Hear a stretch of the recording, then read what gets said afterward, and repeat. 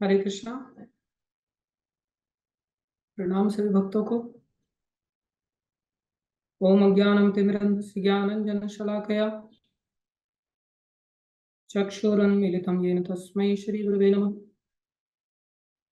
गुरुवे गौरचन्द्राय राधिकाय तदालये कृष्णाय कृष्णभक्ताय तद्भक्ताय नमो नमः।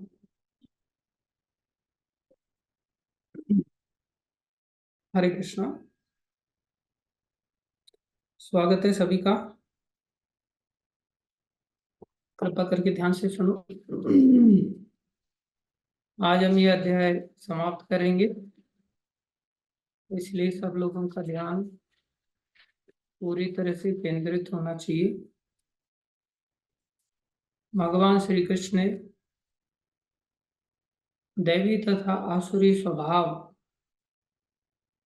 हम सबका स्वभाव कौन सा है, ये भगवान कृपा करके हम सबको बता रहे हैं, जिसके कारण हम सभी अपने आप को समझ सकते हैं कि हम कौन सी कैटेगरी के व्यक्ति हैं। 4 प्रकार के लोग जो भगवान के शरणागत होते हैं और 4 प्रकार के लोग जो भगवान की शरण में नहीं जाते। जो जाते हैं वो दैवी गुणों वाले माने जाते हैं, जो नहीं जा पाते वो आसुरी गुणों वाले माने जाते हैं। 26 गुणों का भगवान ने वर्णन किया पहले 3 श्लोकों में। जो दैवी गुणों वाले व्यक्ति थे, और इन सभी को 4 प्रकार के वर्ण और 4 प्रकार के आश्रमों में विभाजित किया।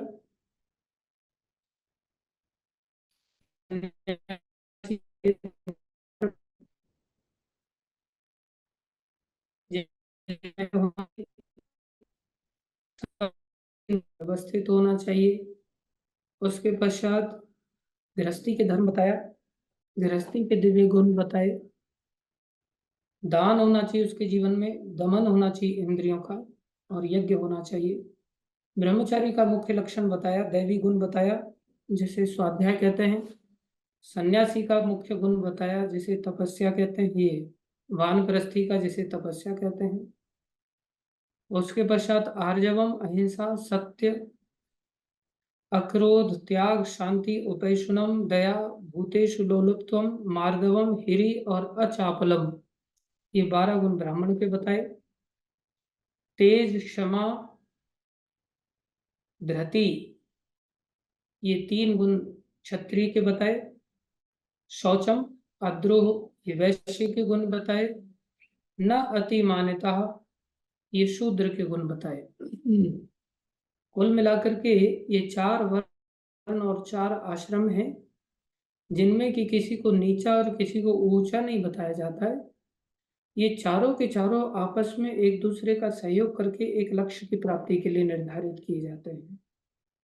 जैसे हमारे शरीर से हमारे पैरों को नीचा नहीं कहा जा सकता, सर को ऊंचा नहीं कहा जा सकता, ये सभी शरीर के भाग हैं और ये एक दूसरे के सहयोग के लिए बने हैं, जैसे एक यूनिट बन जाए। एक यूनिट बन जाए इसका अर्थ है ये मिलजुल करके एक दूसरे के लिए कार्य करेंगे। ऐसा नहीं कि पैर केवल मस्तिष्क के लिए कार्य करेगा और मस्तिष्क पैर का बिल्कुल ध्यान नहीं रखेगा, ऐसा भी नहीं। हम सभी को ये सभी गुणों को विकसित करना होगा। हर एक व्यक्ति के अंदर ये सारे गुण होने चाहिए आइडियली, जिन्हें 26 गुण कहते हैं। ये सभी वैष्णवों में पूर्ण रूप से पाए जाते हैं। वर्णाश्रम जो धर्म है वो नीचे का धर्म है, वैष्णव धर्म है वो सर्वश्रेष्ठ धर्म है, जिससे भगवान की सीधी प्राप्ति हो जाती है। तो अगर कोई व्यक्ति अकेला अपने आप में इतने गुणों को धारण नहीं कर पा रहा है, तो वो अन्य आश्रमों और वर्णों की जो प्रणाली है, इस प्रणाली के अनुसार एक दूसरे का सहायक बने और एक दूसरे का सहायक बन करके अपने आप को धीरे धीरे धीरे धीरे एक दूसरे की सहायता से ऊपर उठा के लेके जा सकता है, और ऊपर उठा करके लेके जाकर के वो वैष्णवता को प्राप्त कर सकता है। इसलिए इसे वर्ण और आश्रम के धर्म के अंतर्गत दैवी गुण भी माना गया और इसे वैष्णवों के लिए भी दैवी गुण माना गया, क्योंकि वैष्णवों के अंदर तो ये सारे के सारे गुण अपने आप में भक्ति करने से, भगवान का आश्रय लेने से स्वयं आ जाते हैं। इसके पश्चात आसुरी गुणों का वर्णन किया। दंभो दर्पो अभिमानस्य क्रोधः पारुष्यमेव च अज्ञानम च अभिजातस्य पार्थम संपदम आसुरीम। हे पार्थ, ये आसुरी संपत्ति है जिसमें दिखावापन आता है, जबकि हम वास्तव में साधु नहीं है, लेकिन साधु बन करके दिखा रहे हैं अपने आप को। वास्तव में धर्म का पालन नहीं करते हैं, लेकिन अपने आप को समाज में इस प्रकार से दिखाना कि हाँ मैं धार्मिक हूँ, ये दंभ कहलाता है। दर्प माने शिक्षा और धन आदि का घमंड करना। अभिमान किसको कहते हैं? बोले सम्मान की इच्छा हृदय में, सम्मान की भूख, सम्मान पाने के लिए रात दिन अथक प्रयास करना। भगवान की प्राप्ति के लिए हम अथक प्रयास नहीं करते, सम्मान की प्राप्ति के लिए हम अथक प्रयास करते हैं, ये अभिमान कहा जाता है। हम सब सोच सकते हैं कि हमारे अंदर कितना अभिमान है। क्रोध, सब जानते हैं क्रोध को। पारुष्यम अर्थात दूसरे लोगों के साथ कठोर वचनों का उच्चारण करना। और अज्ञान, अज्ञान मतलब क्या करना है, कार्य करना। जो करणीय कार्य नहीं है उसको करने लगना, और जो करणीय कार्य है उसको न करना। बोले जो करणीय कार्य नहीं है, कोई बिना भोग लगाए नहीं खाना चाहिए, लेकिन उसको कोई फर्क नहीं पड़ेगा, आसुरी है ना। दैवी गुण वाला जो करणीय कार्य है उसको करेगा। तो दैवी गुण वाले के अंदर अज्ञान नहीं होता, वो ज्ञान से युक्त होता है। अर्जुन चिंतित हो गए, इस युद्ध में लगने पर तो मेरे को काफी कठोर वचनों का उच्चारण करना पड़ेगा, क्रोध करना पड़ेगा, और बिना क्रोध किए तो युद्ध संभव है नहीं। अपने आप में अपने आप को महान भी दिखाना पड़ेगा, इसलिए दर्प भी करना पड़ेगा। और ये तो करणीय कार्य लगता नहीं, ये तो अज्ञान है। युद्ध में, भयानक युद्ध में किसको लगाया जाता है? ये तो मेरे लिए ठीक नहीं है। चिंतित होने लग गए। भगवान ने कहा, अर्जुन तुम्हारे अंदर दैवी संपत्ति है, माँ शुच है, तुम्हें चिंतित होने की जरूरत नहीं है। और दैवी संपत्ति बंधन में नहीं डालती, दैवी संपत्ति बंधन से मुक्त करती है। तुम्हारा मोह साधारण मोह नहीं है, तुम्हारा मोह दिव्य मोह है, इसलिए तुम्हें इस चीज को लेकर के चिंतित होने की आवश्यकता नहीं। भगवान ने इसके पश्चात संसार में दो प्रकार के जीवों के बारे में बताया। दो प्रकार के जीव होते हैं, दैवी। दो भूत सर्गो लोके अस्मिन, दो प्रकार के जीव पाए जाते हैं, दैवी और आसुरी। अनादिकाल से ये चले आ रहे हैं, जैसा हमने बताया था। वो अलग बात थी कि पहले अलग अलग प्लैनेट्स पर पाए जाते थे सतयुग में, त्रेता युग में एक ही प्लैनेट पर पाए जाने लगे, द्वापर युग में एक ही घर में पाए जाने लगे, और कलयुग में एक व्यक्ति के अंदर ही दोनों चीजें पाई जाने लगी। ये आसुरी स्वभाव इतना बढ़ने लग गया, क्योंकि पहले धर्म अधिक होता था, अधर्म कम पाया जाता था। अब तो अधर्म की वृद्धि अधिक होगी और धर्म की वृद्धि बहुत रोक दी गई एक प्रकार से कलयुग के कारण। तो भगवान कह रहे हैं कि इस संसार में सृजित प्राणी दो प्रकार के हैं, दैवी तथा आसुरी। मैं पहले ही विस्तार से तुम्हें बता चुका हूँ दैवी गुणों के बारे में। अब मुझसे आसुरी गुणों के बारे में सुनो। आसुरी गुणों के बारे में भगवान ने चौथे श्लोक में बताया, संक्षेप में बताया। अभी 7वें श्लोक से भगवान 20वें श्लोक तक विशेष रूप से आसुरी गुणों के बारे में वर्णन कर रहे हैं। समय को ध्यान में रखते हुए हम थोड़ा सा गाड़ी तेज चलाने की चेष्टा करेंगे। इसमें भगवान क्या बता रहे हैं? जो आसुरी है वही बात भगवान बता रहे, प्रवृत्तिम च निवृत्तिम च, कहाँ लगना है और कहाँ नहीं लगना है। प्रवृत्ति मतलब लगना, प्रवृत्त होना, किसमें हमें लगना चाहिए, और निवृत्ति मतलब किसमें नहीं लगना चाहिए। जना न विदुरासुरा, जो असुर होते हैं वो लोग इस बात को नहीं जानते। न शौचम, यहाँ तक कि उनके जीवन में पवित्रता भी नहीं देखी जाती। न अपि च आचारो, ना ही उनके जीवन में कोई विशेष आचरण देखा जाता है। न सत्यम, उनके जीवन में कोई सत्य नहीं। तेषु विद्यते, उनके जीवन में नहीं पाया जाता। प्रभुपाद जी यहाँ पर इतना वर्णन कर रहे हैं कि जो आसुरी लोग होते हैं उनके अंदर पवित्रता सिखाई जानी पड़ती है। कई बार ऐसी गिरी हुई अवस्था होती है कि वो लोग बाहर से भी अपवित्र रहते हैं और अंदर से भी अपवित्र रहते हैं। उनको नहाना धोना बिल्कुल पसंद नहीं है, पसंद ही नहीं है। क्यों पसंद नहीं है? आसुरी स्वभाव के कारण। अब आपको ऐसा नहीं बताया जा सकता क्योंकि आप सब तो बहुत साफ सुथरे रहने वाले लोग होते हैं। लेकिन वो अलग बात है कि नीचे कई बार झाड़ू लगा लेते कुछ लोग, ऊपर जालों को देखेंगे तो सोचेंगे अरे ऊपर के जाले तो दिखाई नहीं दिए। और बहुत सारे लोगों को तो दिखाई देते भी हैं तो भी वो जानबूझ करके ऊपर के जालों को निकालना नहीं चाहते। हम जब इंजीनियरिंग में पढ़ते थे तो एक सीनियर के घर पे, ये सीनियर के रूम पर हम गए और वहां हमने देखा ऊपर पूरा जालों से पूरा छत छत गायब हो गई, मतलब जाले ही जाले दिख रहे थे। तो मैंने पूछा कि इतने सारे जाले अभी तक इन्होंने, इनको बुरा नहीं लगता कि छुड़ाया क्यों नहीं इन्होंने? उन्होंने कहा एक्चुअली में ये जाले हमने जानबूझ के रखे हैं। मैंने पूछा क्यों जानबूझ करके रखे हुए? बोले इसमें क्या मच्छर उड़ते हैं तो ऊपर जाते हैं तो इन जालों में फंस जाते हैं और फिर मर जाते हैं, मच्छरदानी लगाने की जरूरत नहीं पड़ती। देखो कितना बढ़िया आइडिया लोग निकालते हैं कि उनको मच्छर फंसाने के लिए ऊपर मच्छरदानी लगाने का झंझट नहीं है, इसलिए जालों ने वो काम उनका कर दिया है, इसलिए वो जालों को ऊपर से साफ नहीं करते। तो ऐसे लोग तरह तरह की, इनके कंपटीशन भी उसी दिशा के होते हैं। कॉलेज में कई बार हम लोग हॉस्टल में रहते थे तो वहाँ कंपटीशन होते थे कि कौन ज्यादा दिनों तक सोएगा या कौन ज्यादा दिनों तक बिना नहाए जीवन यापन कर सकता है। तो एक चैंपियन था जो 3 महीने तक नहीं नहाया, उसको चैंपियन बना दिया गया कि 3 महीने तक नहाया ही नहीं। प्रभुपा जी आप इसका श्लोक का तात्पर्य पढ़ेंगे तो प्रभुपा जी बता रहे हैं कि व्यक्ति को चाहिए कि वो पवित्र रहना सीखे। यहाँ तक प्रभुपा जी सिखा रहे हैं कि उसको रोज दांत साफ करने चाहिए। लोगों की आसुरी प्रवृत्ति के कारण इतनी गिरी हुई अवस्था होती है कि उनको दांत साफ करना भी नहीं आता।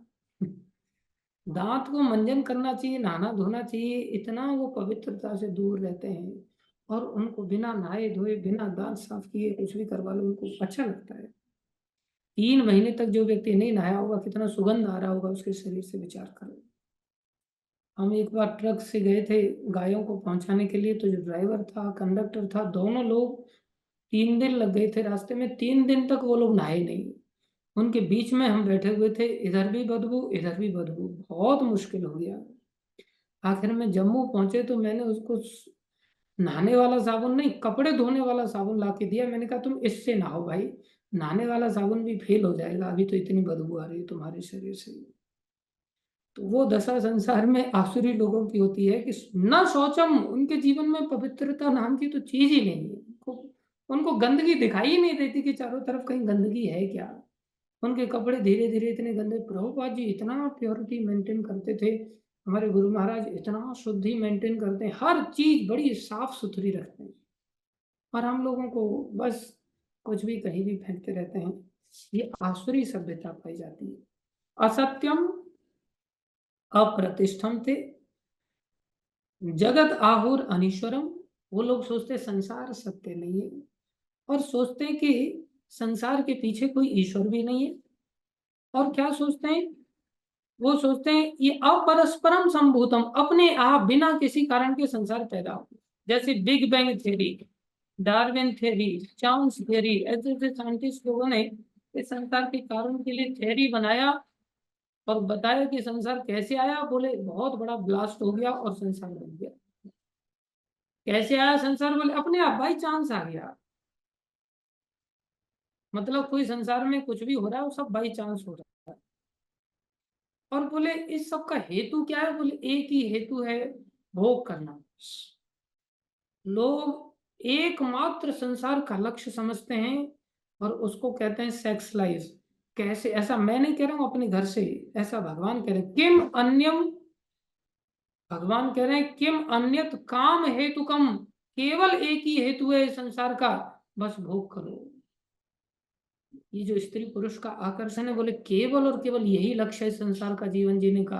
कौन ऐसा सोचते हैं? जो आसुरी लोग होते हैं, जो असुर होते हैं, उनके जीवन में ऐसा लक्ष्य रहता है। और स्त्री निरंतर फिर पुरुष का चिंतन करती रहती है, पुरुष निरंतर स्त्री का चिंतन करता रहता है। और केवल इसी चीज को लक्ष्य बना करके और कुछ दिमाग में आता ही नहीं। भगवान कह रहे हैं अर्जुन ऐसा आसुरी लक्षण पाया जाता है, ऐसा गुण असुरों के अंदर पाया जाता है। आगे फिर क्या कह रहे हैं, एताम दृष्टिम अवस्तभ्य, जब किसी व्यक्ति की ऐसी दृष्टि बन जाती है, उसका देखने का नजरिया ही जब ऐसा बन जाता है, क्या हो जाता है, नष्ट आत्मनो अल्प बुद्धय, वो आत्मा को नष्ट कर लेता है। अब कोई प्रश्न करे आत्मा को कैसे नष्ट कर सकते हैं, आत्मा मरती नहीं, लेकिन आत्मा को इतनी निम्न अवस्था में लेकर के पहुंचा देते हैं कि वो पेड़ बन जाते हैं, पत्थर बन जाते हैं, जैसे अहिल्या पत्थर बन गई थी, पहाड़ बन जाते हैं। इस प्रकार से बहुत निकृष्ट योनियां, जो कि एक प्रकार से ऐसी लगती हैं कि जिनके अंदर जान ही नहीं है, ये सब निर्जीव शरीर हैं, जबकि उनके अंदर भी जीवन होता है। ऐसे शरीरों की ओर वो ले जाते हैं और क्या करते हैं, बोले ये लोग क्या करते हैं, प्रभवंती उग्र कर्माणः क्षयाय जगता, खुद मरते हैं, ऐसे ऐसे उग्र कर्म करते हैं जिससे संसार नष्ट हो, खुद मरे और दूसरे मरे। इनके दिमाग में क्या, इसके कारण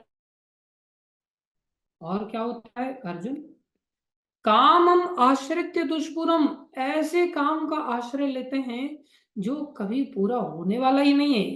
दंभ मान अमान्विता, बोले इनके कारण, इसके कारण क्या हो जाता है, दंभ अर्थात दिखावा, गर्व आदि, मान अर्थात झूठी प्रतिष्ठा, मद आदि, ये सब इनके अंदर मद में चूर हो जाते हैं।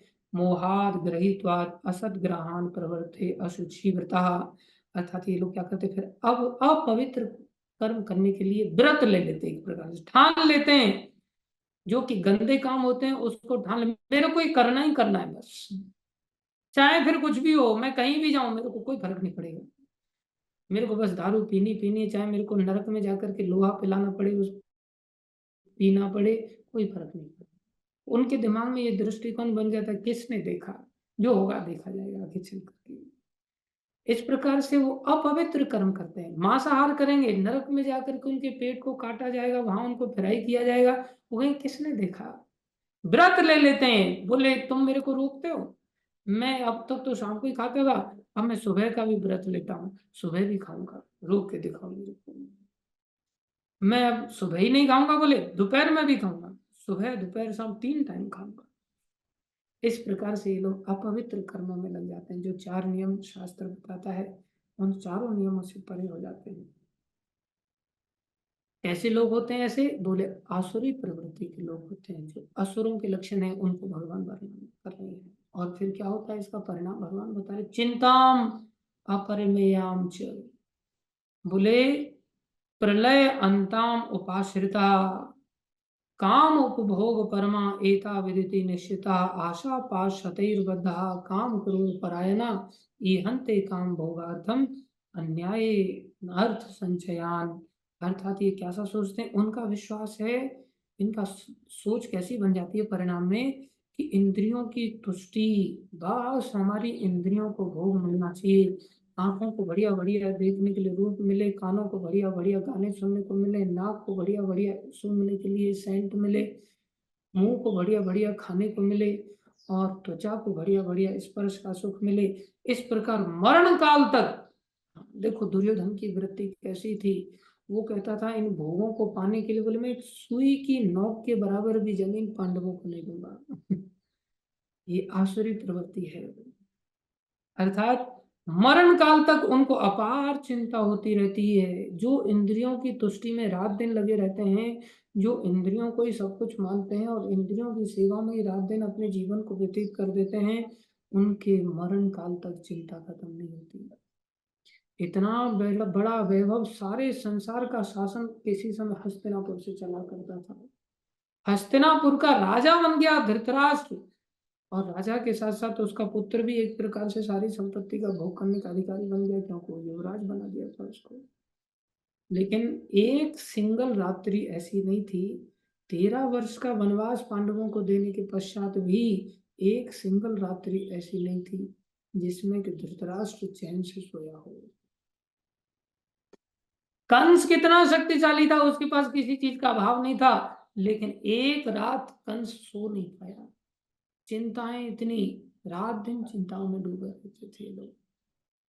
इधर पांडव लोग निश्चिंत होकर के, जब उनके पास कुछ नहीं है, लेकिन वन में भी उनको आनंद आ रहा है, वन में भी आनंद की अनुभूति करते थे। जैसे हम लोग कई बार वन में जाते हैं तो वन में आनंद की अनुभूति करते हैं, ऐसा लगता है पिकनिक पर आए, घूमने के लिए आए, कितना अच्छा है वन का सीन वगैरह। ऐसे ही पांडव लोग निरंतर वन में रहते हुए, भक्तों का सानिध्य करते हुए, निरंतर भगवत कथाओं में डूबे रहते थे और आनंदित रहते थे, चैन की नींद सोते थे, कोई टेंशन नहीं होता था। जबकि संसारी दृष्टि से देखा जाए तो ऐसा लगता है कि पांडवों ने कितना कष्ट पाया। पांडवों ने कष्ट नहीं पाया, कष्ट तो असुर लोग पाते हैं, भक्त लोग कभी कष्ट नहीं पा सकते। भगवान घोषणा कर रहे हैं यहाँ पर, मरण काल तक। अब देखो, हम सभी अपने अंदर झांक करके देखें, कितनी चिंताओं से हम घिरे रहते हैं, और ये चिंताएं मरते दम तक जाती हैं क्या?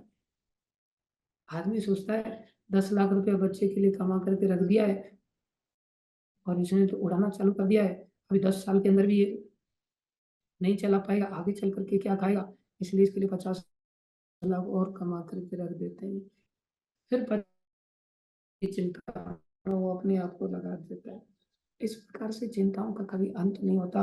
वे लाखों इच्छाओं के जाल में बनकर तथा काम और क्रोध में लीन होकर इंद्रिय तृप्ति के लिए अवैध ढंग से धन संग्रह करते हैं। कोई व्यक्ति को ऐसा पता है क्या कि वो किस प्रकार से धन संग्रह कर रहा है? प्राय संसार में ज्यादातर लोग अवैध ढंग से धन संग्रह करते हैं। वो सोचते बस पैसा आना चाहिए, कैसे भी आए, बाई हुक और by crook. Money money money money is sweeter than Honey. सोचता है इस शहद से भी कितनी अच्छी, बस पैसा है। ना बाप बड़ा ना भैया, और सबसे बड़ा रुपया। एक मुसलमान कहता है, मैं कैसे कहूँ कि जो पैसा है ये खुदा से बड़ा है। अगर मैंने ये बोल दिया कि ये पैसा खुदा से बड़ा होता है तो मुसलमान लोग मेरे को काफिर कहेंगे और मेरे को मौत के घाट उतार देंगे। इसके चलते मैं खुदा से बड़ा तो नहीं बनाऊंगा, क्योंकि ये लोग अपने धर्म के बारे में ऐसा निंदा नहीं सुनते, ये लोग सबसे बड़ा खुदा ही मानते हैं। बोले मैं खुदा से बड़ा तो पैसा नहीं बता सकता, लेकिन बोले मैं इतना तो कहूंगा कि ये खुदा से कम भी नहीं है। जो काम खुदा से होते हैं वो काम ये पैसे से सारे हो जाते हैं, इसलिए खुदा के बराबर ही है पैसा। तो संसार में लोगों ने पैसे को खुदा बना लिया है। हम सभी के जीवन में पैसा भगवान की तरह कार्य करता है। सोचते हैं बस जैसे तैसे पैसा आ जाए तो कितना अंदर शांति मिलती है, ऐसा लगता है बस अब न धाम चाहिए न भगवान चाहिए, कुछ नहीं चाहिए, बस पैसा आ गया छाती ठंडी हो जाती है। लेकिन क्या पैसे से हमारी चिंताएं दूर हो गई? क्या पैसे से हमारा धाम की प्राप्ति हो जाएगी? क्या पैसे से हम नरक से बच पाएंगे? कभी नहीं बच पाएंगे। और देखो भगवान कितनी स्पष्टता के साथ एक एक बात को कितनी स्पष्टता से भगवान बता रहे हैं। थोड़ा सा हम विचार करेंगे। पैसे का लोभ कहीं से भी आ जाता है ना, एकदम से मन में ऐसे लड्डू फूटने लगते हैं, प्रभु जी मेरे घर से फोन आ गया, थोड़ा पैसे का मामला है, थोड़ा घर से पैसे पैसे मिलने वाले, जाऊं क्या? हाँ जाओ, ले लो पैसा इकट्ठा कर लो और छाती पे रख करके फिर चले जाओ। हाँ, कोई मंदिर के लिए अगर पैसा लेकर के आना चाहता है तो अच्छी बात है, जाए घर पे जाए, सब बेच बाच करके उठा करके ला करके मंदिर में समर्पण कर दे। अपने पास पैसा इधर उधर से ला करके इकट्ठा करना ही खतरनाक है। आगे भगवान 13, 14, 15 में श्लोक में क्या कह रहे हैं? एतमद्यम मया लब्धम इमं प्राप्स्य से मनोरथम इदम अस्तिदम अपि में भविष्यति पुनर्धनम असौ मया हत शत्रु निश्चय चापरान अपि ईश्वरो अहम अहम भोगी सिद्धो अहम बलवान सुखी आढ़यो अभि जनवानस्मि को अन्यो अस्ति सदृशो मया यक्षे दास्यामि मोदिष्य इति ज्ञानम इति अज्ञानम विमोहिता। देखो अज्ञानी व्यक्ति की कैसी दशा हो जाती है, आसुरी व्यक्ति की कैसी दशा हो जाती है। हम असुर हैं कि नहीं, यहाँ से सीखो। आसुरी व्यक्ति सोचता है, उसकी थॉट प्रोसेस कैसे हो, तो सोचता कैसे है? वो सोचता है आज मेरे पास इतना धन है और अपनी योजनाओं से मैं और अधिक धन कमाऊंगा। वो सोचता है मैंने यहाँ फिक्स डिपॉजिट कर दिया है, यहाँ इतने का मैंने 2 BHK फ्लैट खरीद लिया है, यहाँ मैंने प्लॉट खरीद लिया है, 4 साल बाद ये दूना हो जाएगा, 2 साल बाद यहाँ दूना हो जाएगा।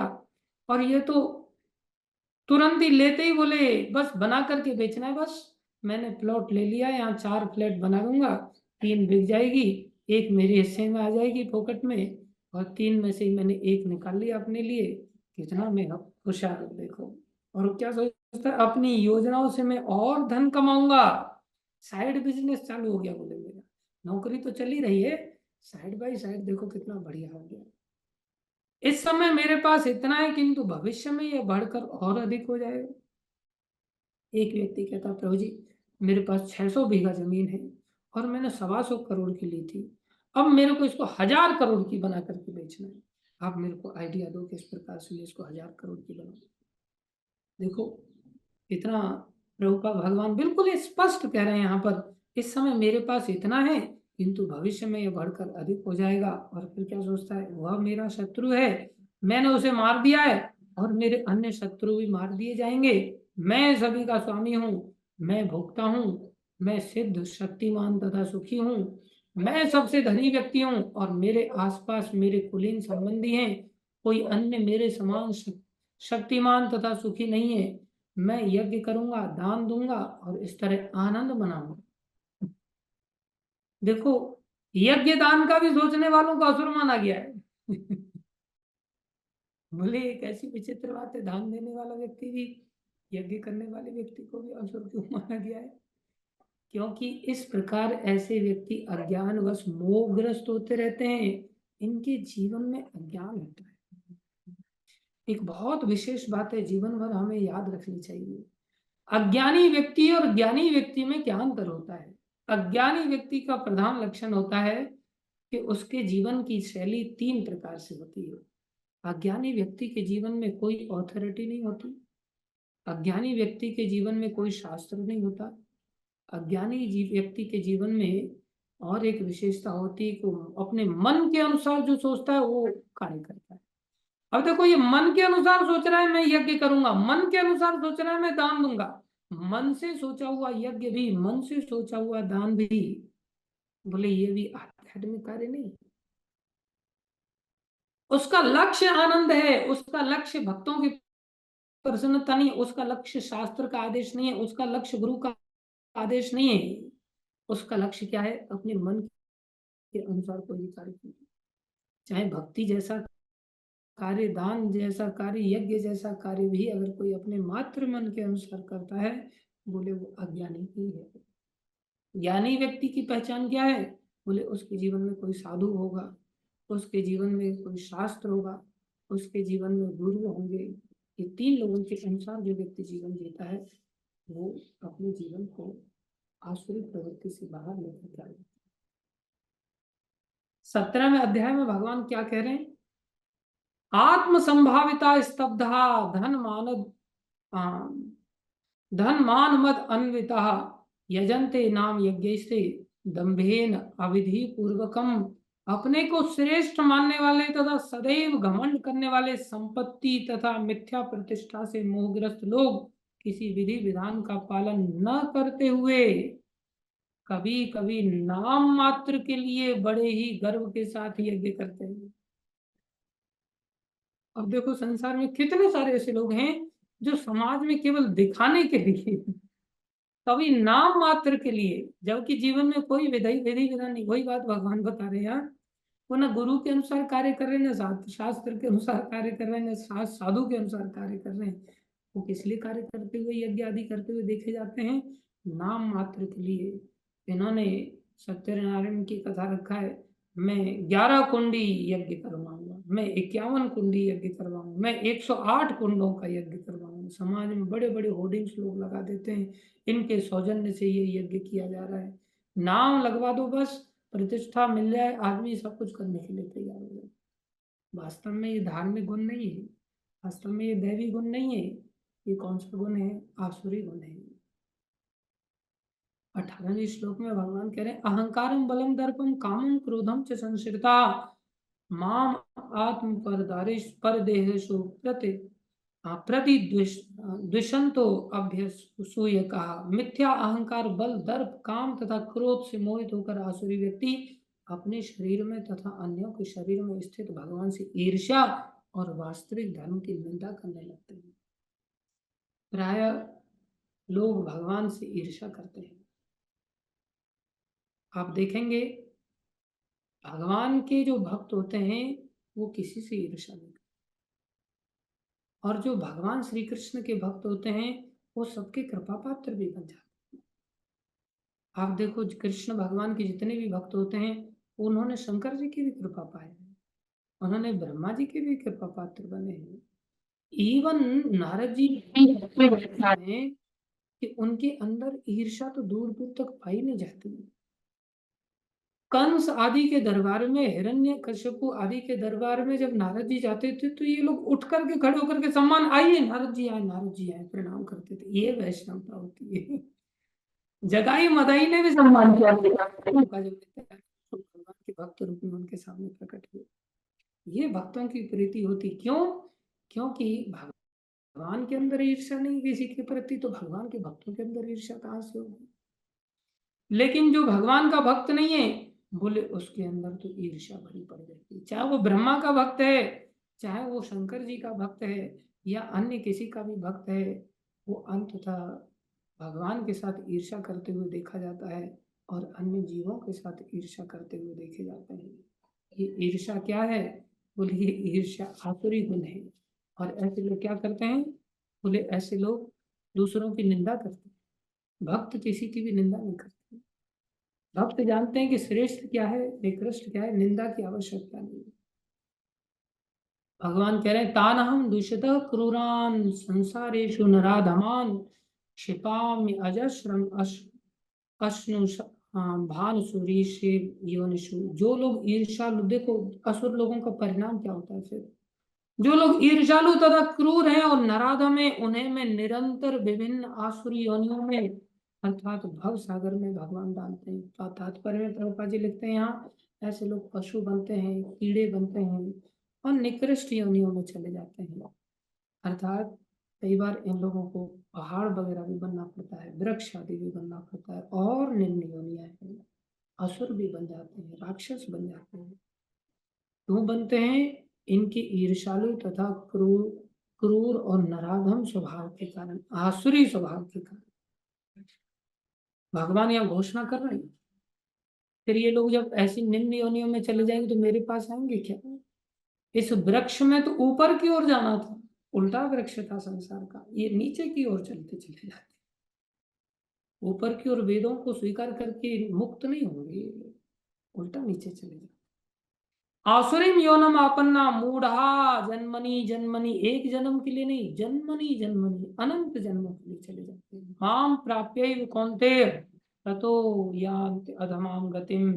हे कुंती पुत्र, ऐसे व्यक्ति आसुरी योनियों में बारंबार जन्म ग्रहण करते हुए कभी भी मुझ तक नहीं पहुंच पाते। वे धीरे धीरे, आदमी को लगता है ना कि हाँ ये इतने बुरे काम कर रहा है, इसके पास इसके जीवन में तो कुछ गलत हो ही नहीं रहा है। नहीं, थोड़ा इंतजार करो, धीरे धीरे उसका पतन हो रहा है, निश्चित पतन को प्राप्त हो, अत्यंत अधम गति को प्राप्त होते हैं, अत्यंत अधम गति को। अब अर्जुन इन बातों को सुनकर के घबरा गए, सोचने लग गए कि असुरता आती कहां से है, ये असुरता की जड़ क्या है। कोई व्यक्ति इस असुरता को समझना चाहे कि भाई इसकी कहीं ना कहीं से शुरुआत तो हुई होगी। बोले हाँ, इस सब आसुरी गुणों का जिनका यहाँ विस्तार से वर्णन किया, पूरे 8वें श्लोक से लेकर के 20 श्लोक तक, पूरे 12 श्लोक बाद में भी बोले। 3 श्लोकों में दैवी गुणों के बारे में वर्णन किया, फिर भगवान ने 4थे श्लोक में आसुरी गुण के बारे में वर्णन किया, और फिर 5वें श्लोक में बताया कि आसुरी गुण वाले व्यक्ति का परिणाम क्या होता है और दैवी गुण वाले व्यक्ति का परिणाम क्या होता है। दैवी गुण वाला व्यक्ति इस वृक्ष के बंधन से मुक्त हो जाता है, आवागमन से मुक्त हो जाता है। आसुरी वाला व्यक्ति को परिणाम में उसको निम्न योनियों की प्राप्ति होती है, नरक की प्राप्ति होती है। राजमार्ग है ये आसुरी अवगुण नरक में जाने के लिए, जहाँ टोल टैक्स नहीं होता और जहाँ ब्रेकर भी नहीं होते, ढलान भी है, बिना एक्सीलेटर लिए बहुत तेजी से व्यक्ति सीधा नरक में चला जाता है।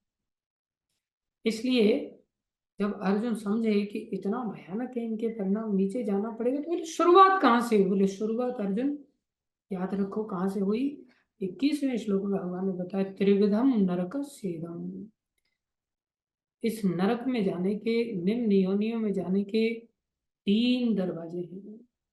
त्रिविधम नरकस्येदम, जैसे हमारे मकान में कई बार सामने से भी दरवाजा होता है, पीछे से भी दरवाजा होता है, कोई व्यक्ति कहीं से भी आ सकता है। ऐसे ही हमारे जीवन में नरक में अगर जाने की किसी की इच्छा है, नरक में अगर कोई टिकट कंफर्म करवाना चाहता है, तो इन 3 दरवाजों के माध्यम से नरक का टिकट कंफर्म कर सकता है। कौन से हैं?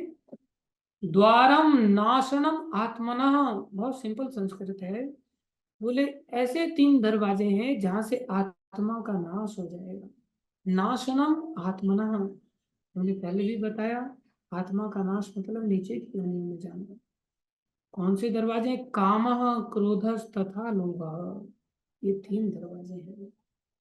काम, बोले पहला है काम, दूसरा है क्रोध, तीसरा है लोभ, ये 3 दरवाजे हैं। तस्मात् एतत् त्रयम् त्यजेत, बुद्धिमान व्यक्ति को चाहिए कि इन तीनों को छोड़ दे, लेकिन कौन छोड़ता है? बोले काम की जब पूर्ति हो जाती है, तो एक एडवर्टाइज चलता था जिसमें बोला जाता था ये दिल मांगे मोर। एक इच्छा की पूर्ति हो गई तो आपको क्या लगता है दूसरी इच्छा पैदा नहीं होगी? कई बार हम लोग भक्ति में नहीं आना चाहते। क्यों नहीं आना चाहते? हमारे अंदर भोग प्रवृत्ति इतनी ज्यादा है, हम कहते हैं हमारी हिम्मत नहीं है प्रभु जी भक्ति करने की। कौन सी चीज की हिम्मत है फिर? बोले भोगों को भोगने की हिम्मत है। और भोगों को भोग करके सोचते हैं कि हम आनंदित हो जाएंगे, संतुष्ट हो जाएंगे। क्या लगता है एक इच्छा की पूर्ति होने पर दूसरी इच्छा पैदा नहीं होगी, दूसरी पूर्ति होने पर तीसरी इच्छा पैदा नहीं होगी, तीसरी और पूर्ति होने पर चौथी इच्छा पैदा नहीं होगी। दुष्पूर्ण है ये। भगवान ने अर्जुन को पहले ही कहा, जही शत्रु महाबाहु अर्जुन, अगर तुम्हारे अंदर ताकत है तो इस काम को तुम मार दो, ये सबसे बड़ा जड़ शत्रु है। बोले मारने की जरूरत क्या है? क्षत्रिय लोग तो 4 प्रकार से किसी भी समस्या का समाधान करने की चेष्टा करते हैं। कौन से 4 प्रकार हैं? बोले साम दाम दंड भेद। साम मतलब बड़े प्यार से, लाड़ प्यार से समझाते हैं। नहीं समझ में आता तो दाम देते हैं, अर्थात उसको लालच देते हैं, जो वस्तु मांग रहा है वो वस्तु दे देते हैं। दंड भेद मतलब उसमें भेद क्रिएट करते हैं दो लोगों के बीच में, फूट डालो राज करो। जब कोई उपाय नहीं बचता तो फिर दंड नीति लगती। भगवान ने कहा कि तुम इसमें चारों में से कोई नीति इस काम के साथ नहीं अपना सकते सिवाय दंड के। तुम्हें इसको सीधा मृत्यु दंड देना ही पड़ेगा, जान से मारना पड़ेगा। नहीं तो तुम्हें क्या लगता है तुम इसको आनंद का स्रोत मान करके बैठ करके सोच रहे हो ये तुम्हें आनंदित करेगा? नहीं, ये तुम्हें मार डालेगा। बोले अब गुरु महाराज की कथा हो रही थी हल्द्वानी में, तो वहां पर एक बड़ा साइन बोर्ड लगा था जिसमें महाराज का स्टेटमेंट लगा था। उसमें लिखा था, बोले भक्ति करना बहुत कठिन है। महाराज लिखते हैं जो मृत्यु है वो इससे भी ज्यादा कठिन है। भक्ति करना अगर कठिन है तो मृत्यु और नारकी जीवन में जाना, 84 लाख योनियों में जाना, वो क्या आसान है? बोले वो और ज्यादा कठिन। लेकिन दिमाग में अभी मृत्यु आई नहीं ना, नारकी योनि आई नहीं, उसके बारे में कोई जानकारी नहीं, इसलिए हमको लगता है भक्ति बहुत कठिन है। अरे भक्ति क्या कठिन है? भक्ति के अंदर वास्तव में कोई कठिनाई नहीं। इसलिए भगवान ने कहा तुम इसको साम मत देना, प्यार मत करना इस काम के ऊपर, इसके ऊपर बहुत हाँ प्रेम मत उड़ेलने लग जाना, इसको कुछ देना भी मत, आपूर्ति भी मत करना, और इसको किसी के साथ कंपेयर भी मत करना। देखो वो तो भोग करके आनंदित हो रहा है, मेरे को भी भोग करके उसके पीछे पीछे चलना चाहिए। सब लोग आपस में संसार में कंपटीशन की दुनिया में, उसको तो आईएएस की जॉब लग गई, उसको वो आईपीएस बन गया, वो ये बन गया, वो बन गया, तुम यही लटक रहा है। ये क्या है? भेद क्रिएट करके हम सबको काम के प्रति प्रेरित करते हैं और सोचते हैं काम संतुष्ट हो जाए। नहीं, और ध्यान दो काम का अर्थ यही नहीं होता कि स्त्री का पुरुष के प्रति आकर्षण, पुरुष का स्त्री के प्रति आकर्षण। इस संसार को भोगने की जो वृत्ति है वो काम है। छोटे बच्चे रहते तो खिलौना चाहिए, खिलौना क्या है? लस्ट फॉर टॉय, वो भी एक लस्ट है, वो भी एक काम है। किसके लिए? खिलौने के लिए। बड़े हो जाते हैं, हमें युवती चाहिए या युवक चाहिए, वो क्या है? वो भी काम है। और बड़े हो जाते हैं, पैसा चाहिए, मकान चाहिए, प्रतिष्ठा चाहिए, ये सब क्या है? ये भी काम है। संसार में रमण करने की इच्छा, संसार को भोगने की इच्छा किसी भी स्तर पर है, कम मात्रा में ज्यादा मात्रा में, कुल मिलाकर के और कुछ नहीं, केवल और केवल काम है। और ये काम से क्या आएगा? बोले अगर पूर्ति हो जाएगी तो और लोभ जागृत हो जाएगा। तो काम से लोभ, और पूर्ति नहीं होगी तो काम से क्रोध। काम से क्रोध का अर्थ है कि हम सब, पूर्ति नहीं हुई तो पीछे से क्रोध आ गया। इसको कहते हैं कामानुज, काम का छोटा भाई। पूर्ति नहीं हुई तो क्रोध आ गया, ये काम का छोटा भाई है, कामानुज है। मान लो किसी के अंदर क्रोध है तो समझ लो पीछे काम जरूर होगा, क्योंकि बड़े भाई के बाद ही छोटा भाई पैदा होता है। ऐसा नहीं कि बड़ा भाई पैदा नहीं हुआ और छोटा भाई पैदा हो गया, ऐसा संभव नहीं। किसी के अंदर क्रोध दिखाई दे रहा, समझ लो वो काम से भरा पड़ा है। और लोग काम से भरी हुई स्थिति में तो सोचते हैं स्त्री पुरुष का आकर्षण है, वही कामी है। नहीं, कोई क्रोध झलका रहा है अपने जीवन में तो समझ लो उसके अंदर काम भरा पड़ा। ये तीन दरवाजे हैं और यहीं से बीमारियां आगे बढ़ती हैं। दो लाइनें चलती हैं, जड़ है काम, काम से एक साइड में क्रोध और एक साइड में लोभ। इच्छा पूरी हो गई तो लोभ, इच्छा पूरी नहीं हुई तो क्रोध। अब इनसे और आगे चलती है परंपरा। बोले क्रोध का आगे संतान और हो जाती है।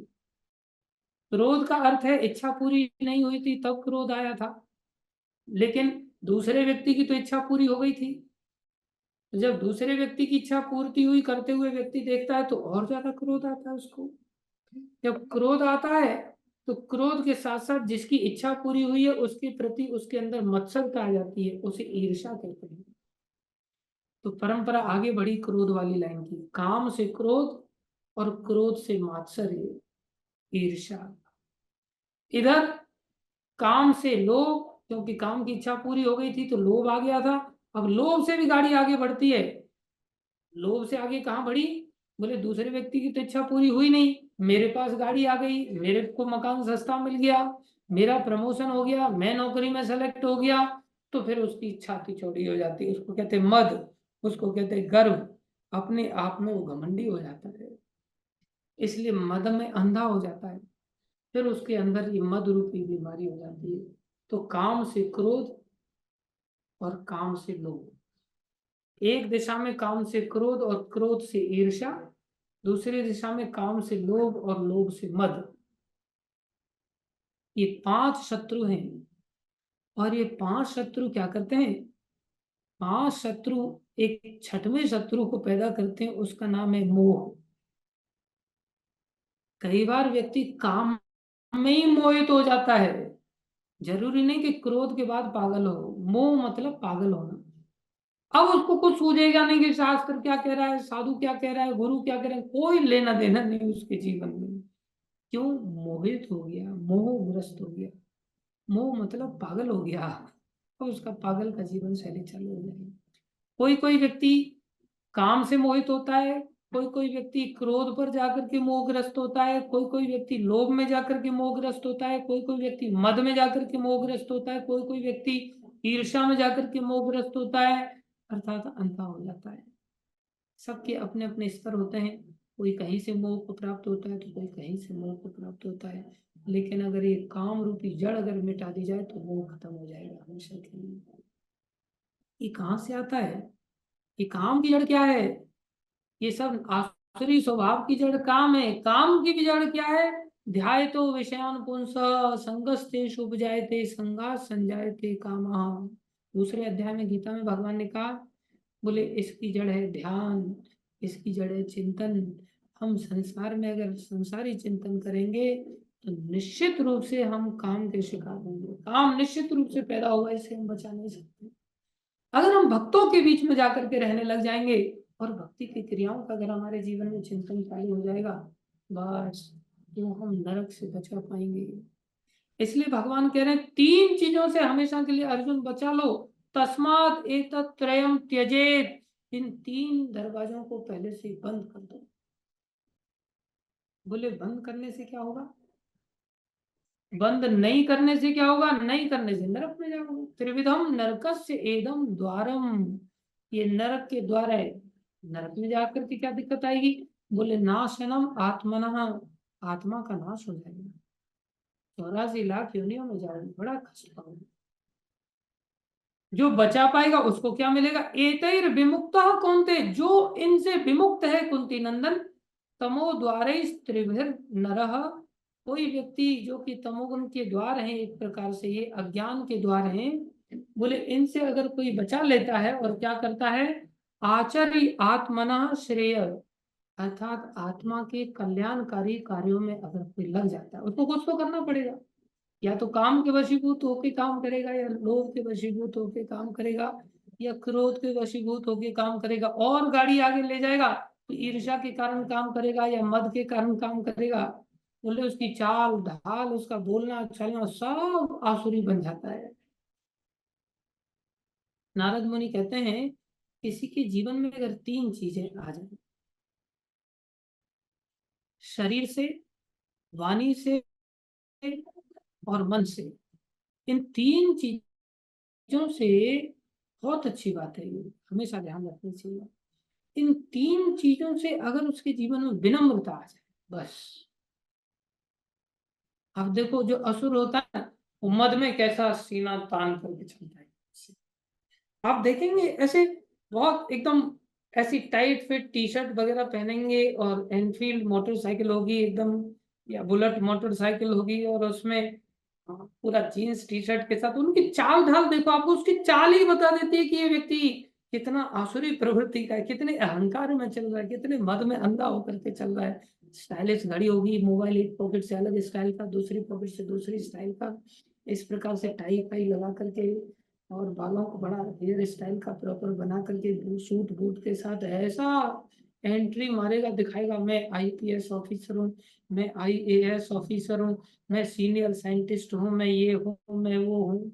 अब मेरा कटाक्ष नहीं है किसी के ऊपर, हो सकता है आप लोगों में से किसी की ऐसी चाल ढाल हो, लेकिन मेरी ओर से ऐसा मैं नहीं कह रहा हूँ, ऐसा भगवान की ओर से भगवान कह रहे हैं कि ऐसा आचरण अगर किसी का है तो बोले वो तो नरक में जाएगा भाई।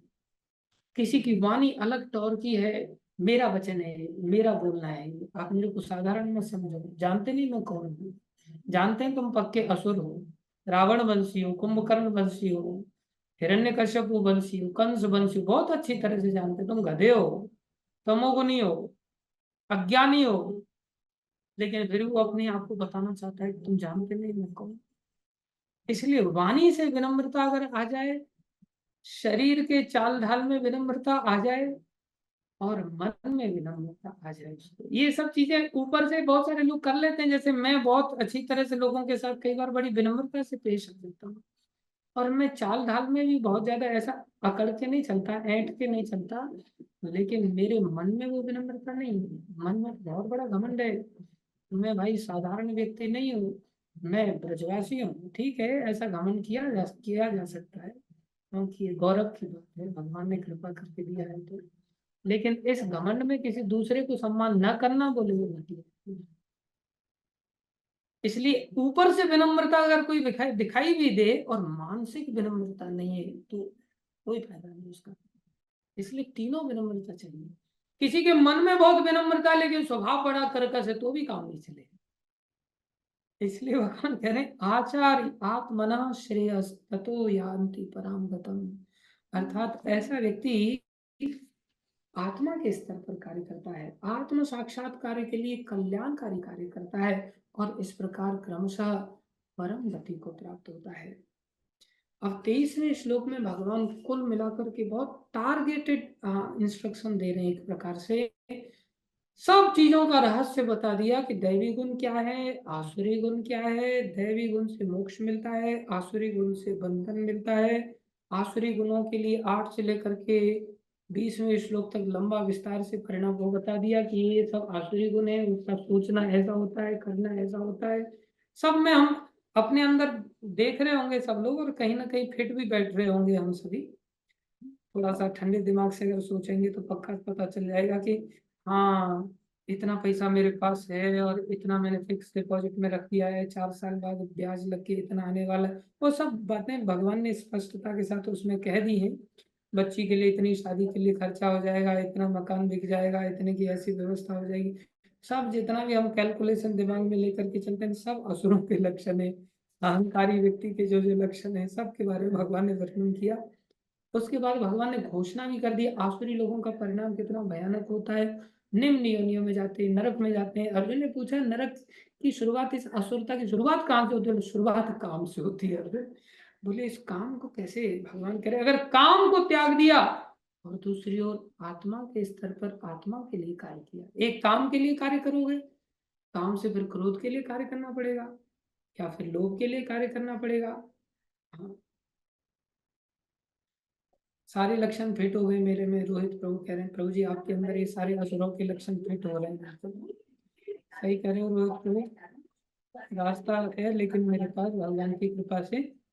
तो भगवान कह रहे हैं एतैर विमुक्ता कौनते, कौन व्यक्ति बच सकता है इन द्वारों से जो कि नरक में ले जाने वाले हैं जीव को?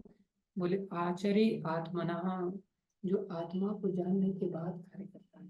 हम में से कौन ऐसा है संसार में प्राय जो जानते हैं कि हमें शरीर नहीं आत्मा है? किसी को जानकारी तो नहीं। बोले याति परम गति, वही व्यक्ति परम गति को प्राप्त कर। इसकी शुरुआत कहाँ से होती है? बोले इसकी शुरुआत होती है यह शास्त्रम, यह शास्त्र विधि उत्सृज। बोले कोई शास्त्र, ये श्लोक बहुत सुंदर श्लोक है, बहुत सटीक श्लोक है, गांठ बांध लेने वाला श्लोक है, हमेशा के लिए ध्यान रखने वाला श्लोक है। इसे कहीं भुलाना नहीं चाहिए। इसके दो अर्थ हैं इस श्लोक के, उल्टा अर्थ भी निकाल सकते हैं और सीधा अर्थ भी निकाल सकते हैं। कई बार क्या होता है, दो विधियां होती हैं किसी भी इंस्ट्रक्शन के अर्थ निकालने की। एक विधि होती है कि जो शब्द बोले जा रहे हैं उसका सीधा सीधा अर्थ समझ में आ जाए। एक विधि होती है जिसमें कि सीधा अर्थ नहीं निकाल सकते आप, उसका उसका गौण अर्थ आपको लेना पड़ेगा।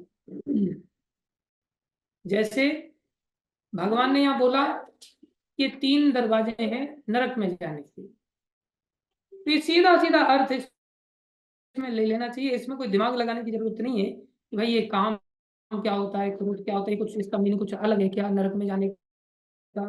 बोले नहीं, सीधा सीधा है। काम ये होता है, क्रोध काम मतलब भोग प्रवृत्ति, क्रोध मतलब हम सब जानते हैं, और लोभ मतलब वो भी हम जानते हैं, दिल मांगे मोर, ये लोभ की वृत्ति। इसका सीधा अर्थ समझ में आता है।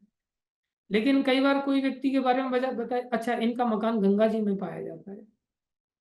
अब गंगा जी में पाया जाता है मतलब गंगा जी में बह रहा होगा क्या? कोई फ्लोटिंग मकान होगा क्या उनका? नहीं, उस समय आप सीधा अर्थ नहीं ले सकते, उसका गौण अर्थ लेना पड़ेगा, दूसरा अर्थ निकालना पड़ेगा। अर्थात कहीं गंगा के किनारे होगा, गंगा जी में है मतलब गंगा के किनारे होगा, ऐसा अर्थ निकालना होता है।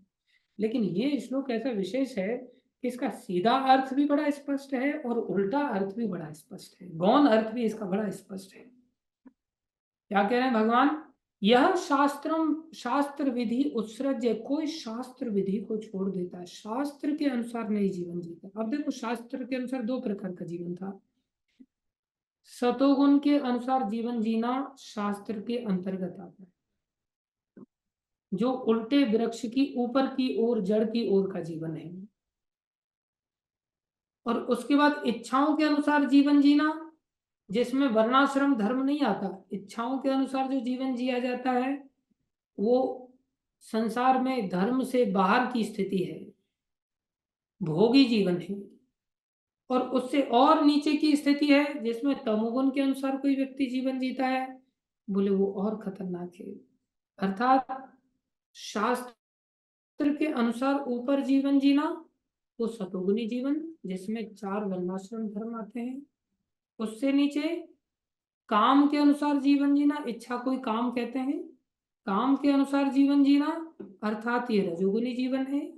उससे नीचे क्रोध लोभ मद मोह ईर्ष्या दंभ कपट आदि के साथ जीवन जीना, बोले ये तमोगुनी जीवन है और पागलपन की अवस्था है ये, और निम्न अंधकार की अवस्था का जीवन है। इस वृक्ष की सबसे गिरी हुई अवस्था है ये। भगवान कह रहे हैं तुम काम से क्रोध लोभ जो पैदा हुए अर्थात रजोगुण और तमोगुण, इसमें मत गिरने देना अपने आप को।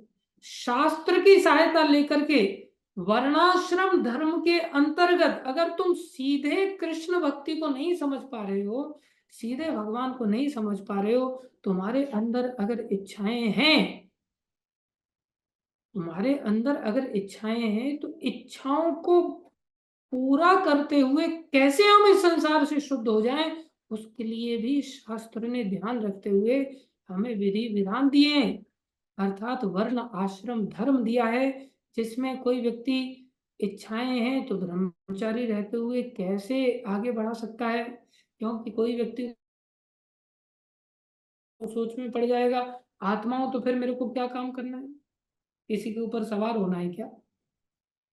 कहते हैं ना लोग, इसके ऊपर कोई आत्मा आ गई है, तो मैं आत्मा हूं, तो आत्मा के कार्य हर व्यक्ति को समझ में नहीं आते, और आत्मा के कार्य करने की कई बार हर व्यक्ति की सामर्थ्य भी नहीं होती, जबकि कठिन काम नहीं है।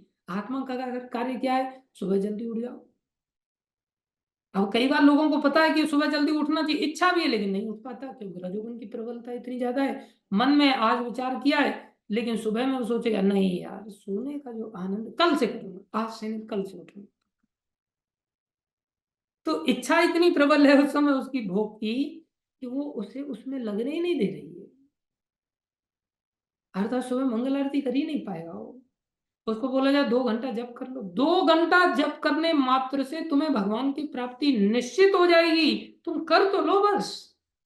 लेकिन 2 घंटा का जप नहीं करेगा वो। दूसरी ओर शरीर के स्तर पर 10 घंटा नहीं, 12 घंटा नहीं, 14 घंटा काम करेगा कंपनी में जाकर के, और क्या मिलेगा, नरक मिलेगा वहां जाकर के।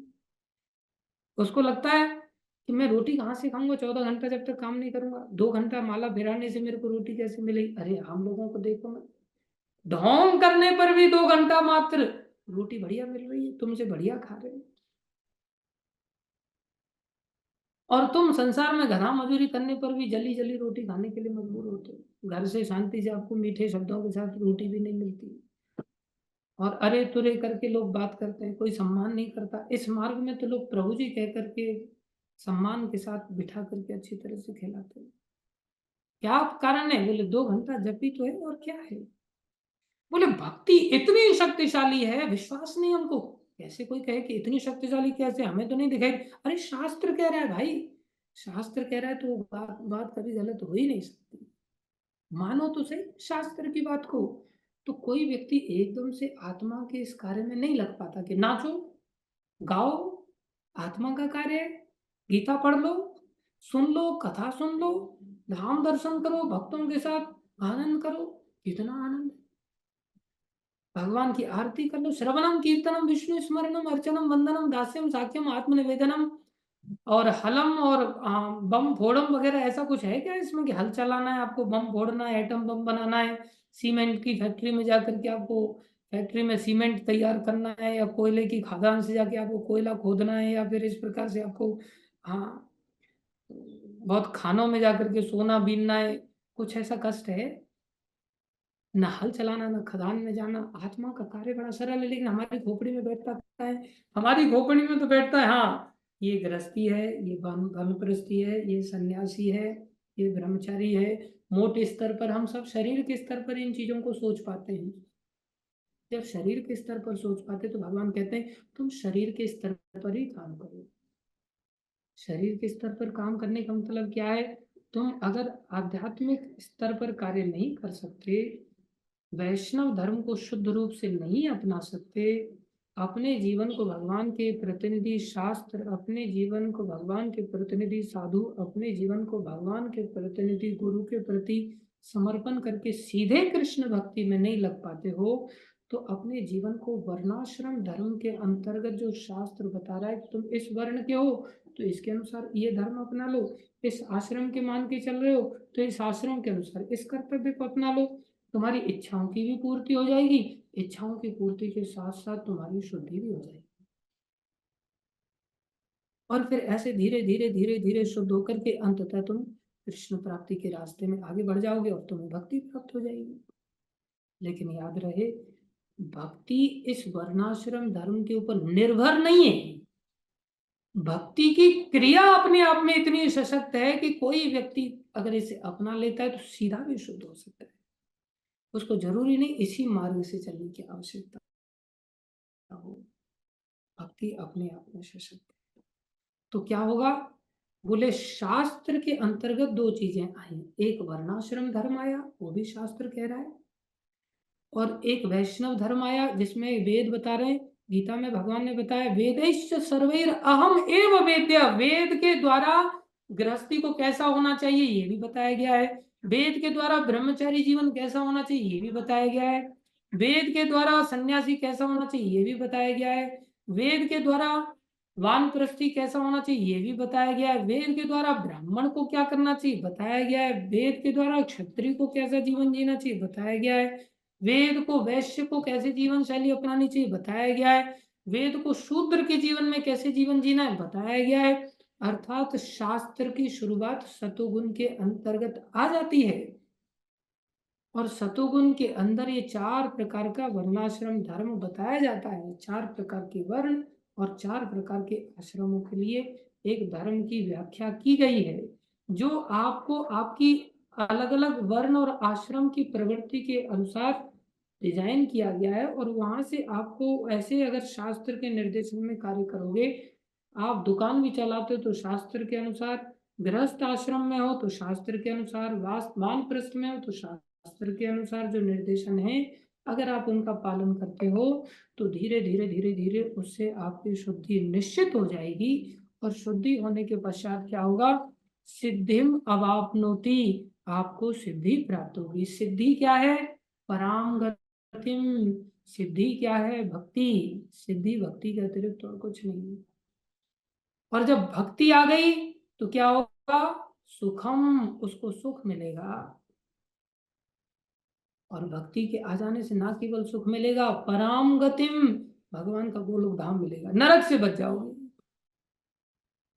तब बचोगे ऐसा, यह शास्त्र विधि, अगर शास्त्र विधि को पालन करते हो तो, नहीं पालन करते शास्त्र विधि को, जिसमें मैं फिर से आपको बोल रहा हूं, ध्यान से इस बात को बिठा लो मन में, वर्णाश्रम धर्म को शास्त्र बता रहा है और वही शास्त्र भक्ति को भी बता रहा है।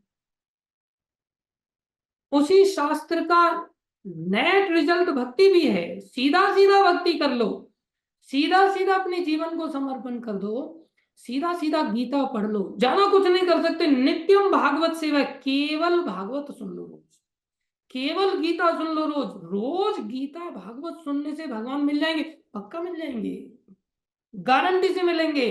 2 घंटा मात्र जप कर लो, आपको भगवान गारंटी से मिलेंगे। हाँ, इतना है कि एक दिन करने से नहीं मिलेंगे।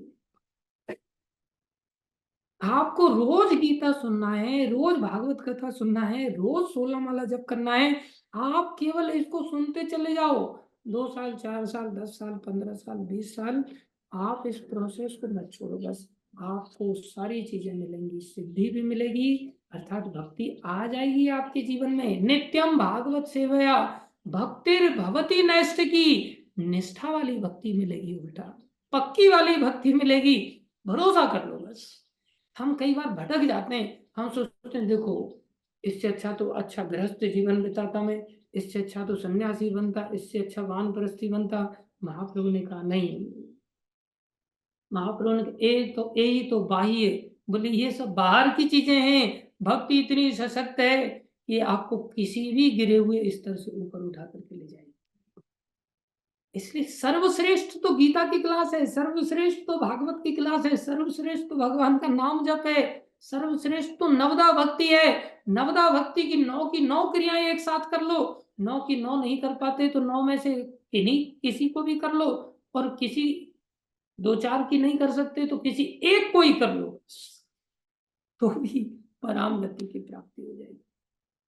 भगवान कह रहे हैं यह माने कोई भी, यह शास्त्र विधि उत्सृज्य, शास्त्र विधि, शास्त्र विधि क्या है, 2 विधि है, वर्णाश्रम धर्म शास्त्र बता रहा है और एक भक्ति की विधि को बता रहा है। बोले उत्सृज्य, किसी ने अगर छोड़ दिया इसको, शास्त्र के अनुसार न गृहस्थी है, न वानप्रस्थी है, न सन्यासी है, न ब्रह्मचारी है, शास्त्र के अनुसार न ब्राह्मण का जीवन जी रहा है, न वैश्य का जी रहा है, न क्षत्रिय का जी रहा है, न शूद्र का जी रहा है, और शास्त्र के अनुसार न भक्ति का। ऐसा व्यक्ति तो क्या होगा, वर्तते, तो कैसे बरत रहा है, कैसे काम के जीवन को जी रहा है, इच्छा के कारण जीवन को जी रहा है। ऐसे व्यक्ति को क्या होगा, बोले न सिद्धिम अवाप्नोति, उसको कभी सिद्धि नहीं मिलेगी, सिद्धि मतलब भक्ति नहीं मिल सकती, उसके जीवन में कभी शुद्धि नहीं आएगी, उसका जीवन कभी शुद्ध नहीं हो सकता। हमें अपने जीवन को शुद्ध करना है, केवल और केवल ये लक्ष्य बनाना है। गुरु महाराज हमेशा इस बात पर बल देते हैं, शुद्ध है सत्ता। हमें अपनी सत्ता को शुद्ध करना है। कैसे शुद्ध करेंगे? रजोगुण गंदगी है, तमोगुण गंदगी है, ये दोनों ही गंदगी है, भयानक गंदगी है। और हम सबको गंदगी तो प्रिय है। ये दर्शा रहा है कि गंदगी में हम प्रिय का अनुभव करते हैं। कमरे में गंदगी कितना बढ़िया लगती है हमको, कपड़ों में गंदगी कितना बढ़िया लगती है, मुंह से गाली गलौज निकलते हैं कितनी बढ़िया लगती है हम सबको, हमारा व्यवहार में कितनी गंदगी है, खाना पीना गंदा खाना पसंद है हमको। हम गंदगी के विरुद्ध बहुत अटैच्ड हैं, पसंद है, हमारी चॉइस है। बोले इससे ऊपर उठना है। सतोगुण भी बंधन है, लेकिन सतोगुण इस क्रिया को शास्त्र से जब जिएंगे तो अपने आप ही सतोगुण भी नष्ट हो जाएगा। तो क्या मिलेगा? शुद्धि। शुद्धि मतलब भक्ति। फिर क्या होगा? सुखम। अगर नहीं मिलेगी मतलब शास्त्र को छोड़ दिया। शास्त्र को छोड़ करके चाहे वर्णाश्रम करो या शास्त्र को छोड़ करके भक्ति करो, आपको न सिद्धि मिलेगी, न सुख मिलेगा, न पराम गतिम, मरने के बाद भी और नीचे जाओगे, धाम मिलने वाला नहीं है, दूर। इसलिए भगवान क्या कह रहे हैं? निर्णय दे रहे हैं। एक तो ये निर्णय दिया, अब इसमें से न को हटा दो। न को हटाने पर मतलब न स सिद्धिम अवापनोति, अर्थात अगर आपने शास्त्र को नहीं छोड़ा तो क्या होगा? उल्टा अर्थ निकलेगा इसका, सिद्धि मिलेगी, पक्का मिलेगी। शास्त्र को नहीं छोड़ा, सुख भी मिलेगा, उसमें से भी न हट जाएगा। न पराम गतिम, शास्त्र को पकड़ लिया तो पराम गति भी मिलेगी। शास्त्र क्या है? सारे वेद। एकम शास्त्रम देवकी पुत्र गीतम, पहले ही हमने पढ़ लिया था। एक शास्त्र है देवकी पुत्र गीतम, इससे आगे का शास्त्र है भागवतम, उससे आगे का शास्त्र है चैतन्य चरितामृत। बस इसको कस के पकड़ लेना चाहिए, एकमात्र। तीनों चीजें मिल जाए। शास्त्र छोड़ा, गए गड्ढे में।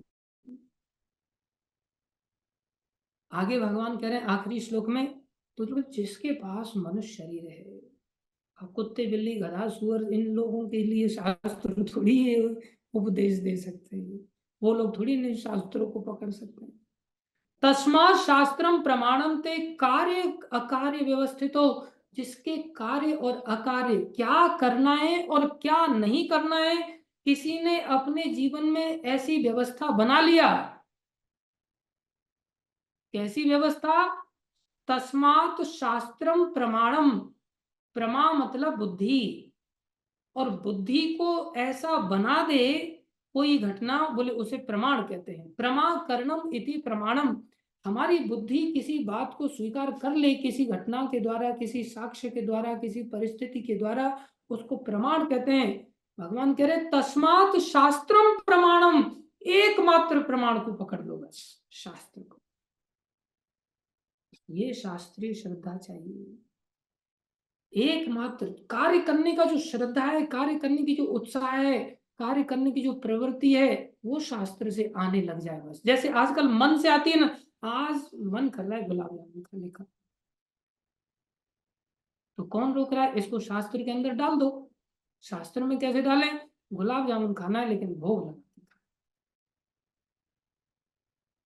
अब शास्त्र में भरोसा नहीं हो रहा है, भोग तो लगा रहे हैं लेकिन भोग खा रहे हैं भगवान, इसकी क्या गारंटी? किसने देखी भगवान? अर्थात मन में से विश्वास चला है, श्रद्धा चली, शास्त्र के अनुसार फिर कार्य करना बंद हो जाएगा। कोई भी काम है, प्रत्येक कार्य को हम शास्त्र के अनुसार जी सकते हैं।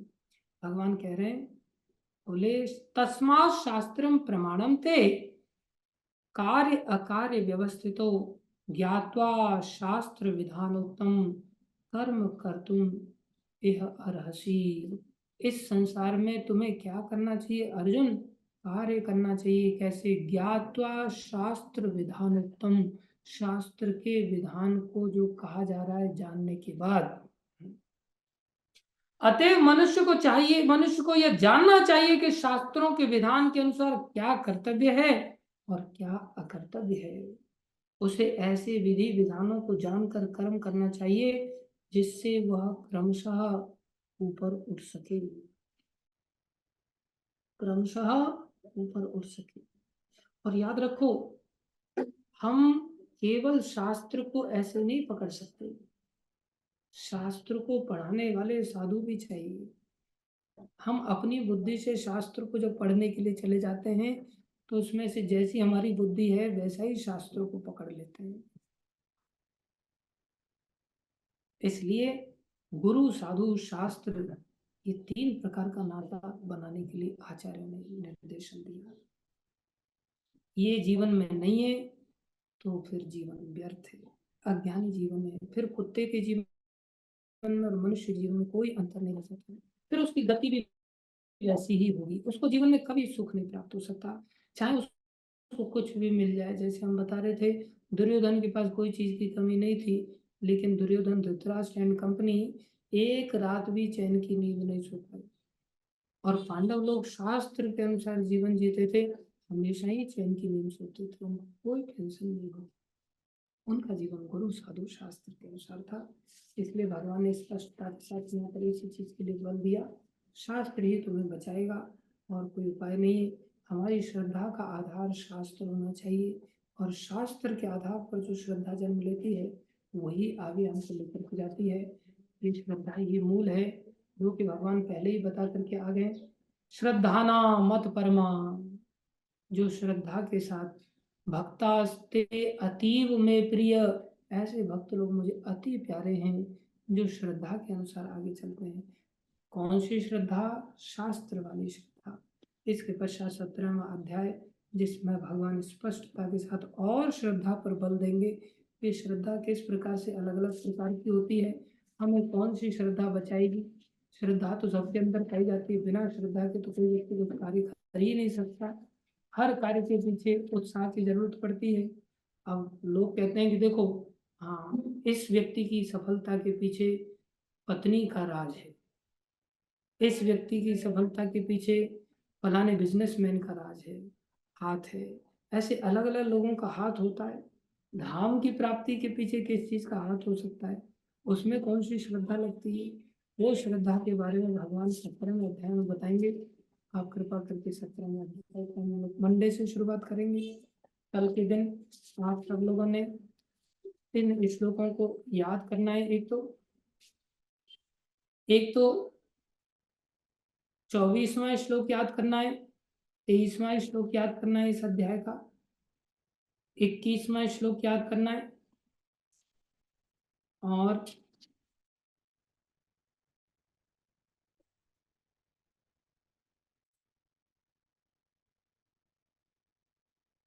20वां श्लोक याद करना है।